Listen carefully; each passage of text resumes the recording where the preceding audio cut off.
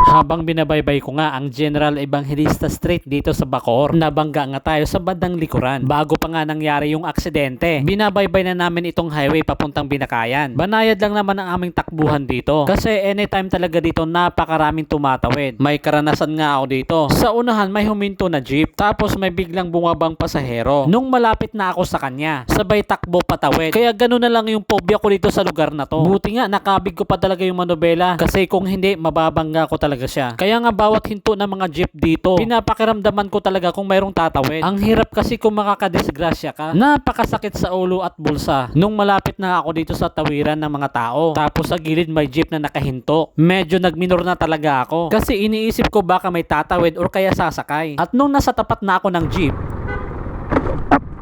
hindi nga ako nagkamali, mayroong tumatawid. Kaya naman nag full brake na talaga ako. Pero yung nasa likuran ko, nabangga tayo. Kaya naman sinilip ko kung anong nakabangga sa akin. Motor din pala. Kaya naman ang ginawa ko, tinabi ko na. At para rin hindi makaabala sa iba. Pero kinausap ko siya ng mahinahon. Ha? Ito lang naman. Nailang sir, tignan ko lang sir ha.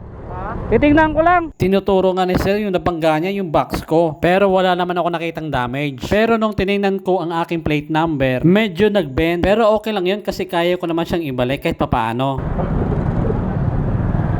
Ito sinamahan ko dito wala. Sa'yo, okay lang? Okay lang. Ito lang tumama kasi.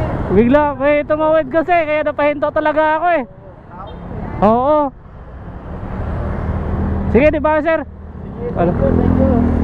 Matapos ko nga matingnan ang likuran ng motor, wala naman ako nakitang problema. At kung sakaling may damage man, hindi ko na rin yung papababayaran. Tapos nagpaliwanagan kami ng bahagya kung bakit ako nag full brake. Sabi ko sa kanya mayroon kasing tumatawid. Ang sagot niya naman sa akin, tama yung ginawa mo. Pagkatapos nun nagpaalam na rin ako sa kanya. Wala rin naman kasi magandang idudulot kung sakaling magagalit ako sa kanya. Kaya naman mga idol, ingat tayo palagi sa ating pagdadrive. So this is Light Moto, the wiring motovlogger mga lodi. Ride safe at God bless sa ating lahat.